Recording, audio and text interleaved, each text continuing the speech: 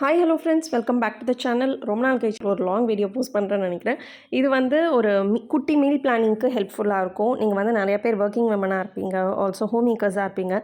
எல்லாருக்குமே ஒரு common problem meal plan பண்ணுறது. அதை வந்து கரெக்டாக நம்ம பிளான் பண்ண மீலை வந்து அந்தந்த டேயில் சமைக்கணும். நிறைய நாள் நானே வேறு ஒன்று பிளான் பண்ணியிருப்பேன், பட் அன்றைக்கி வந்து அது கண்டிப்பாக நடக்காது. வேறு ஏதாவது அவசரத்துக்கு சமைச்சிருவேன்.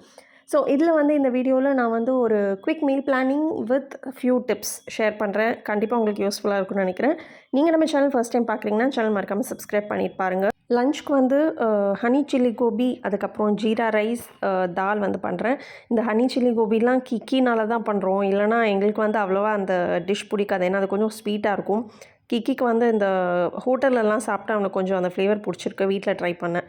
ஸோ ஜீரா ரைஸ்க்கு வந்து பாஸ்மதி ரைஸை வந்து ஊற வச்சாச்சு. அப்புறம் கோபி வந்து நான் ஹாட் வாட்டரில் சால்ட் போட்டு வச்சுருக்கேன். இப்போது தாலுக்கு வந்து நான் 2 தாலும் மிக்ஸ் பண்ணுறேன். துவரம்பருப்பு, அதுக்கப்புறமா அந்த மசூர் தால்னு ஒரு மாதிரி ஆரஞ்சு கலரில் இருக்கும்ல, அது 2மே ஆட் பண்ணிக்கிறேன். வீக்லி 1 நாள் இல்லைனா 2 நாள் வந்து கண்டிப்பாக நம்ம வீட்டில் தால் மட்டும் இருக்கும். ஏன்னா அது வந்து கொஞ்சம் ப்ரோட்டீன் ரிச் கண்டென்ட்டில். நீங்கள் வந்து சப்போஸ் பியூர் வெஜ்ஜாக இருக்கீங்க அப்படின்னா இந்த தால், பன்னீர் இதெல்லாம் வந்து வீக்லி ட்வைஸ் ஆர் த்ரைஸ் கூட நம்ம இன்க்ளூட் பண்ணிக்கலாம். அதனால் நாங்கள் வந்து கொஞ்சம் இந்த தால் வந்து மிக்ஸ் பண்ணி பண்ணுவேன். ஒரு நாள் வந்து இந்த மாதிரி துவரம்பருப்பு, மசூர் தால் போட்டு பண்ணுவேன். இன்னொரு நாள் வந்து அந்த பச்சை பாசிப்பயிறு இருக்கும்ல, அது போட்டு ஒரு நாள் தால் பண்ணுவேன். அப்புறம் வெறும் பாசிப்பருப்பு மட்டும் போட்டு ஒரு நாள். ஸோ இந்த மாதிரி தாலுக்கு பஞ்சமே இல்லை, நிறைய வெரைட்டிஸ் ஆஃப் தால் இருக்குது. ஸோ அதனால ஒன்று ஒன்று பண்ணிடுவோம்.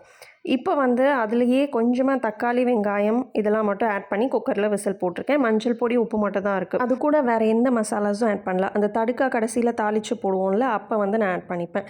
இப்போது இந்த கோபிக்கு நான் வந்து கடலை மாவு, கொஞ்சமாக மைதா மாவு ஆட் பண்ணியிருக்கேன்.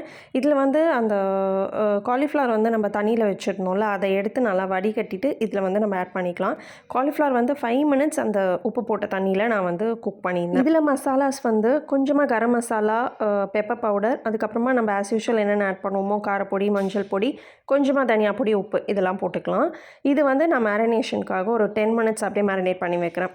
இப்போது ஜீரா ரைஸ்க்கு எப்பவும் போல தான் கொஞ்சமாக கீ போட்டு ஜீரகம் நிறைய அதில் ஆட் பண்ணணும். ஒரு ஸ்பூன் ஃபுல்லாகவே ஆட் பண்ணிவிட்டு பச்சை மிளகா, அதுக்கப்புறம் நம்ம ஊற வச்சுருந்த பாஸ்மதி ரைஸ், சால்ட்டு, கொஞ்சமாக நான் அந்த ஃப்ளேவருக்காக நான் கறி லீவ்ஸ் ஆட் பண்ணுறேன். கறி லீவ்ஸ்லேயே இதுக்கு வந்து போடணும்னு அவசியம் இல்லை. க்ளோஸ் பண்ணி ஒரு 10 மினிட்ஸ் சிம் ஃப்ளேமில் குக் பண்ணுறேன். இப்போ வந்து அந்த ஹனி சில்லி கோபிக்கு நம்மளுக்கு ஸ்ப்ரிங் ஆனியன்ஸ் கண்டிப்பாக வேணும். அது இல்லைன்னா அந்த நம்மளுக்கு அந்த டேஸ்ட் வந்து ஃபுல்ஃபில் ஆகாது. கொஞ்சம் வந்து அந்த ஹோட்டல் ஸ்டைலில் இருக்காது. அதனால் ஸ்ப்ரிங் ஆனியன்ஸ் இருந்தால் இது நம்ம வந்து கண்டிப்பாக ட்ரை பண்ணலாம். நான் இதுக்காக வாங்கிட்டு வருவேன். ஏன்னா ஸ்ப்ரிங் ஆனியன்ஸ் வந்து வாங்கி வச்சா கண்டிப்பாக அது வேஸ்ட்டு தான் ஆகும். ஏன்னா நம்ம மோஸ்ட்லி இந்த ஃப்ரைட் ரைஸ் இந்த மாதிரி ஏதாவது சைனீஸ் ஐட்டம்ஸ் பண்ணால் மட்டும் தான் யூஸ் பண்ணுவோம். டெய்லிலாம் அது யூஸே ஆகாது. அதனால் இந்த மாதிரி ஏதாவது ரெசிபீஸ்க்காக தான் அது மோஸ்ட்லி நான் வாங்குவேன்.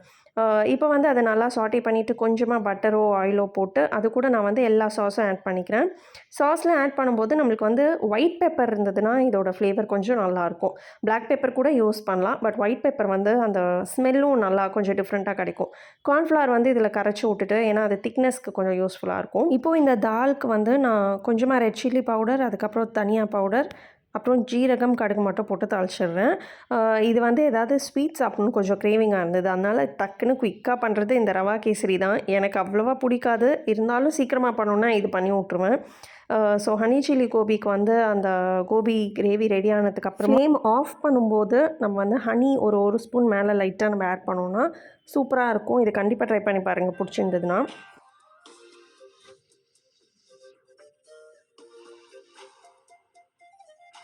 இது வந்து நெக்ஸ்ட் டேக்கான லன்ச் மெனு. ரொம்ப சிம்பிளான ஒரு லன்ச். ஏன்னா ஒரு நாள் வந்து ரொம்ப ஹெவியாக குக் பண்ணிட்டோம் அப்படின்னா அடுத்த நாள் வந்து கிச்சனுக்குள்ளே போகிறதுக்கு இன்ட்ரெஸ்ட் இருக்காது. ஆனாலும் குக் பண்ணி தான் ஆகணுன்ற கம்பல்ஷனில் வந்து சில நாள் நான் குக் பண்ணுவேன். இன்றைக்கி வந்து லெமன் ரைஸும் அதுக்கப்புறம் பொட்டேட்டோ ஃப்ரை இந்த 2மே ரொம்ப குயிக்காக பண்ணிடலாம். மேக்ஸிமம் ஒரு 20 மினிட்ஸ்க்கு மேலே நம்மளுக்கு எடுக்காது. அதனால் பொட்டேட்டோஸ் எல்லாத்தையும் நல்லா பீல் பண்ணிவிட்டு அதுக்கப்புறமா இந்த மாதிரி நம்மளுக்கு என்னென்ன ஷேப்பில் வேணுமோ கட் பண்ணிவிட்டு தண்ணியில் போட்டு அதுக்கப்புறமா நான் எடுத்து குக் பண்ணுவேன். தண்ணியில் கட் பண்ணிவிட்டு போடக்கூடாது அப்படின்னு சொல்லுவாங்க சில சமயம். பட் அந்த கலர் மாறக்கூடாது. இம்மீடியட்டாக குக் பண்ண முடியலன்னா தண்ணியில் போட்டால் தான் அது கொஞ்சம் அந்த கலர் மாறாமல் இருக்கும்.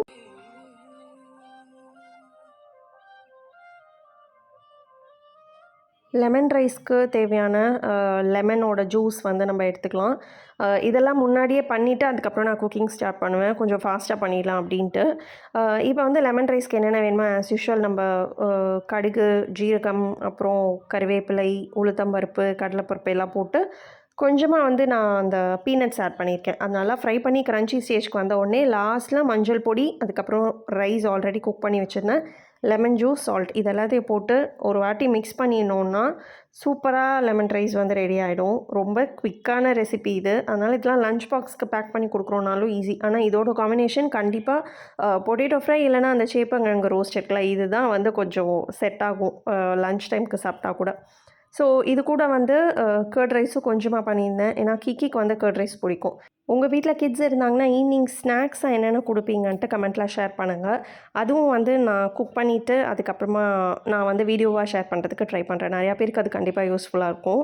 ஈவினிங் வந்து ஒரு 1 to 2 ஹார்ஸ் வரைக்கும் அவன் கூட உட்கார்ற மாதிரி இருக்கும். கிக்கிக்கு வந்து அன்னன்னைக்கு என்னென்ன போர்ஷன்ஸ் லெசன்ஸ் டீச் பண்ணுறாங்க, அதுக்கப்புறம் ஸ்பெல்லிங்ஸ்லாம் வந்து இப்போது கொஞ்சம் நிறையா இன்ட்ரடியூஸ் பண்ணியிருக்காங்க. சென்டென்சஸ் எழுதுறது இதெல்லாம் வந்து அவன் கூட உட்காந்து டெய்லி வந்து கொஞ்ச நேரம் டைம் ஸ்பெண்ட் பண்ணி அதுக்கப்புறமா தான் வந்து டின்னருக்கு நான் வந்து போவேன். அப்புறம் அவனோட ரொட்டீன் கூட கேட்டிருந்தீங்க, அவன் என்ன பண்ணுவான் ஈவினிங்லன்ட்டு. அவன் சைக்கிளிங் பண்ணுவான், அப்புறம் அவனே எதாவது விளையாடுவான், கார்ட்டூன் பார்ப்பான். ஸோ பில்டிங் பிளாக்ஸ் இருந்ததுன்னா அதில் எதாவது பண்ணுவான். ஸோ இப்படி தான் அவனோட ரொட்டீன் போயிட்டுருக்கு. இப்போ வந்து நான் டின்னருக்கு பாஸ்தா பண்ணுறேன். Baby corn mushroom pasta. Pasta varieties வந்து நான் ஆல்ரெடி நம்ம சேனலில் சில வீடியோஸில் ஷேர் பண்ணியிருக்கேன். இதில் வந்து நான் பேபிகார்ன் மஷ்ரூம் போட்டு பண்ணுற மாதிரி ஷேர் பண்ணுறேன். மஷ்ரூம் வந்து எப்போவுமே வாஷ் பண்ணுறது கொஞ்சம் கஷ்டமாக இருக்கும். அது வந்து ப்ளெயின் வாட்டரில் வாஷ் பண்ணாமல் 2 ஸ்பூன் வரைக்கும் மைதா போட்ட தண்ணியில் அதை வந்து கொஞ்ச நேரம் டிப் பண்ணதுக்கப்புறம் வாஷ் பண்ணிங்கன்னா அவ்வளோ பெரிய வேலையே இருக்காது. ஈஸியாக அது மேலே இருக்கிற அந்த பிளாக் ஸ்பாட்ஸ், அந்த மண் மாதிரி இருக்கும்ல, அதெல்லாம் வந்து ரிமூவ் ஆகிடும். இப்போ வந்து நான் இதை லைட்டாக சாட்டே பண்ணிக்கிறேன். கொஞ்சமாக சால்ட் மட்டும் போட்டு பேபிகார்ன், அதுக்கப்புறம் மஷ்ரூம், கொஞ்சமாக வந்து ஸ்வீட் கார்ன் இது எல்லாத்தையும் நான் வந்து லைட்டாக ஒரு 2 to 3 மினிட்ஸ் வரைக்கும் சாட்டே பண்ணிக்கிறேன்.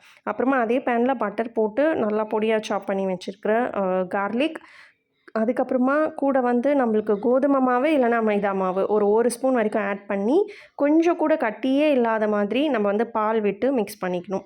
இது கூட நான் வந்து அந்த சீஸ் ஷீட்ஸ் வரும்ல, அதை ஆட் பண்ணிக்கிறேன். அப்புறம் உங்களுக்கு என்னென்ன ஃப்ளேவருக்கு வேணுமோ நீங்கள் வந்து ஒயிட் பெப்பர், அதுக்கப்புறம் ஆரிகானோ, அப்புறம் பாஸ்தா மிக்ஸ், சீசனிங்ஸ் என்னென்ன வேணுமோ ஆட் பண்ணிவிட்டு நம்ம ஃப்ரை பண்ணி வச்சுருக்கிற இந்த காய் எல்லாத்தையும் ஆட் பண்ணிவிட்டு நம்ம மிக்ஸ் பண்ணி லாஸ்ட்டில் பாயில் பண்ணி வச்சுருக்கிற பாஸ்தாவை ஆட் பண்ணோன்னா எம்மியான பாஸ்தா ரெடி ஆகிடும். டின்னர், லன்ச் எல்லாத்துக்குமே நம்ம இதை வந்து ட்ரை பண்ணலாம். கண்டிப்பாக குட்டீஸ்க்கு பிடிக்கும். இப்போல்லாம் வந்து நிறைய சீசனிங்ஸ் வருது, அதனால் நம்மளுக்கு பெருசாக வேலை இருக்காது. இந்த பேஸ் மட்டும் ரெடி பண்ணிட்டோன்னா சீசனிங்ஸ் நம்ம ஆட் பண்ணிட்டோன்னா அந்த ஃப்ளேவர் தானாக வந்துடும். அந்த சீசனிங்ஸ் வந்து நம்ம நூடுல்ஸ்லாம் பண்ணும்போது கூட நம்ம ட்ரை பண்ணலாம். இப்போது டின்னர்லாம் முடிஞ்சதுக்கப்புறமா நைட்டு வந்து கொஞ்ச நேரம் கிக்கியும் நானும் ஏதாவது ப்ளே பண்ணுவோம். இது மாதிரி கேரமோ, செஸ்ஸோ. அவனுக்கு வந்து இந்த மாதிரி டேபு, லேப்டாப்லாம் கொடுத்திங்கன்னா யூஸ் பண்ணுறதுக்கு ரொம்ப பிடிக்கும். ஸோ இதில் ஏதாவது கொஞ்ச நேரம் விளையாடி ரிலாக்ஸ் பண்ணிவிட்டு அதுக்கப்புறமா will go to sleep.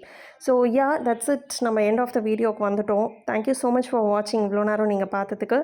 And also நீங்கள் வந்து நம்ம சேனல் ஃபர்ஸ்ட் டைம் பார்க்குறீங்கன்னா சேனல் சப்ஸ்கிரைப் பண்ணிவிட்டு வீடியோ பிடிச்சிருந்ததுன்னா லைக் பண்ணிவிட்டு பாருங்கள். Take care. பபாய்.